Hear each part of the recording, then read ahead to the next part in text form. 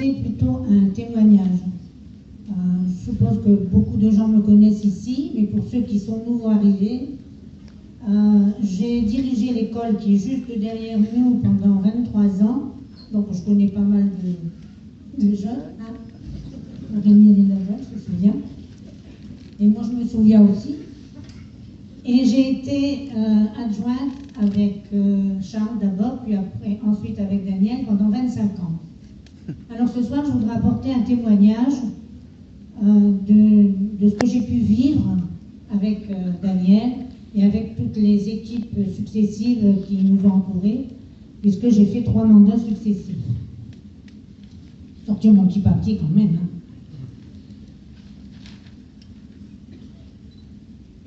Alors on dit qu'il n'y a pas d'homme providentiel. C'est vrai. Claude disait tout le temps, tu vois Marcel, le cimetière, il y a plein d'hommes providentiels. Il y a plein de gens dont on ne pouvait pas se passer. Et puis malgré tout, ça se passe encore bien. Mais s'il n'y a pas d'hommes providentiels, il y a des hommes de passion. Et il y a des hommes qui mettent toute leur énergie, leur intelligence au service de cette passion. Mais cette passion-là, Daniel l'a, et c'est la passion de Bilibert Claude. C'est la vision de sa ville telle qu'il l'a souhaitée, qu'il l'a toujours souhaitée. Et depuis que je le connais depuis 1983, il avait déjà à l'époque, dans sa tête, transformé Bilibert Claude, on pourrait faire ça, on pourrait faire ça. Et ce qu'il avait rêvé, ce qu'il avait pensé pour Bilibert Claude, eh bien, il l'a réalisé. Il l'a réalisé parce qu'il avait bien réfléchi, mais aussi parce qu'il a eu les moyens de le faire. Il faut le reconnaître. Et ces moyens-là, vous savez, ils ne sont pas venus tout seuls. Hein. Il est allé les chercher. Et aujourd'hui, je voudrais évoquer parmi tout ce qu'il a pu réaliser, ce qui m'a semblé le plus important et le plus déterminant pour notre ville. Paradoxalement, c'est son action en dehors de Bilibert Claude dont je voudrais vous parler aujourd'hui.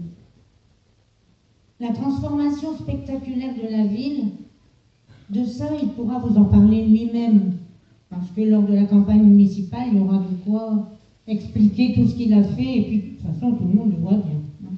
D'ailleurs, on a l'habitude de dire que si les anciens venaient, ils ne reconnaîtraient plus, ils se diraient, je me suis trompé de village, c'est pas possible, je ne suis pas Bilibert Claude.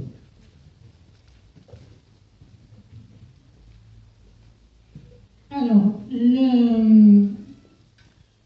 Daniel a très vite compris que l'avenir de Bilibert Claude, il passait par la zone. Que cette zone était sur notre territoire. Et que c'était à nous d'en assumer la responsabilité.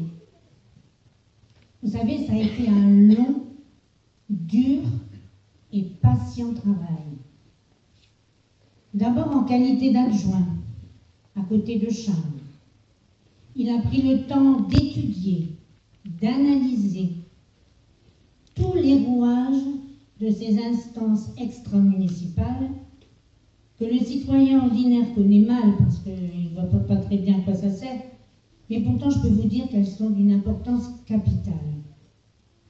Et lorsque les circonstances ont fait qu'il est devenu maire, j'ai vu avec quelle maestria il s'est imposé.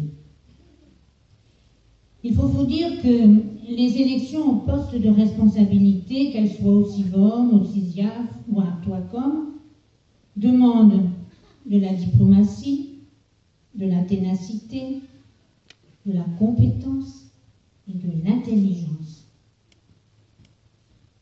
Tous les maires et les représentants des nombreuses villes qui composent notre territoire ont reconnu en lui l'homme capable de gérer, de traiter les dossiers les plus importants et surtout, parce que ça c'est la qualité essentielle de Daniel, de travailler dans le respect de chacun. Vous savez, dans les instances, que ce soit le CISIAF, le CIFOM ou Artoicom, vous avez des conseillers généraux, vous avez des vice-présidents du conseil général, vous avez à côté de chez nous, sur Vingles, vous avez un député, vous avez à Cambrin une sénatrice. Ce sont tous des gens responsables, des gens qui défendent leur territoire. Ils ont raison, ils ont été élus pour ça. Mais ils ont reconnu en Daniel quelqu'un qui était capable de gérer et de faire que tout se passe dans l'harmonie. Tout à l'heure, Steve parlait d'harmonie. Je crois que c'est un musicien, mais c'est vrai. L'harmonie, c'est fort important. Et de l'extrême gauche à l'extrême droite, ses compétences ont été reconnues. Et il a été à chaque fois élu à l'unanimité, parce qu'il avait su créer une atmosphère de travail, d'écoute et de respect mutuel. Ça, c'est le premier point. Et le second point que je voudrais développer, vous allez me dire, oh, mais la zone, c'est pas nous, la zone, c'est loin. Mais non, mais nous, sans la zone, je ne sais pas ce qu'on deviendrait. Hein? Et je voudrais vous en rappeler l'importance de cette zone. Je voudrais vous convaincre, mais je pense que vous êtes déjà en partie convaincus quand même.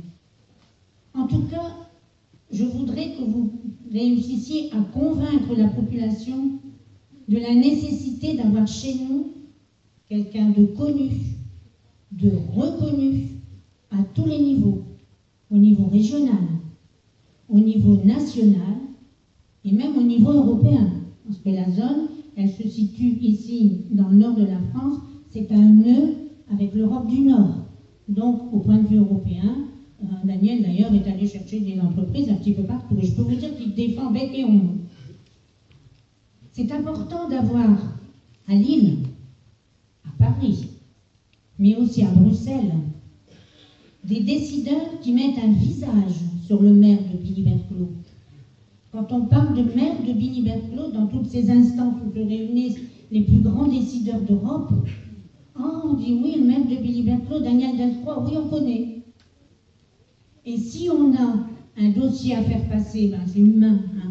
On fera passer celui dont on connaît, sur lequel on met un visage, qu'on a déjà rencontré, dont on connaît les capacités.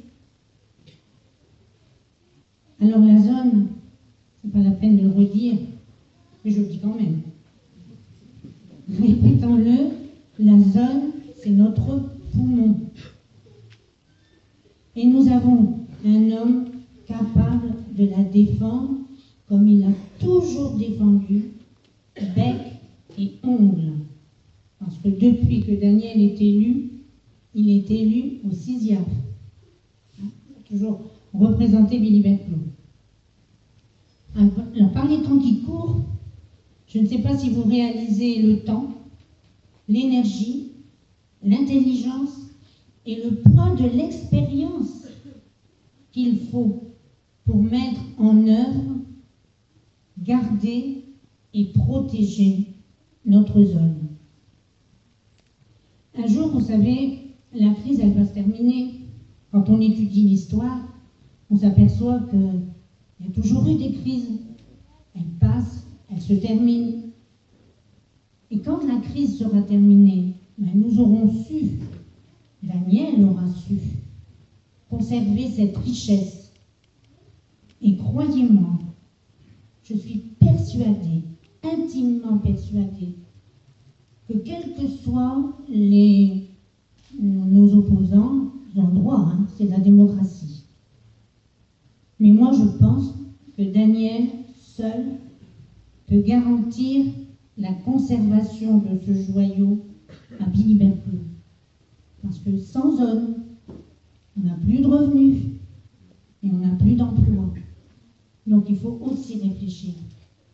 Aussi, Daniel, je souhaite que tu restes encore à la tête de Billy-Berclau.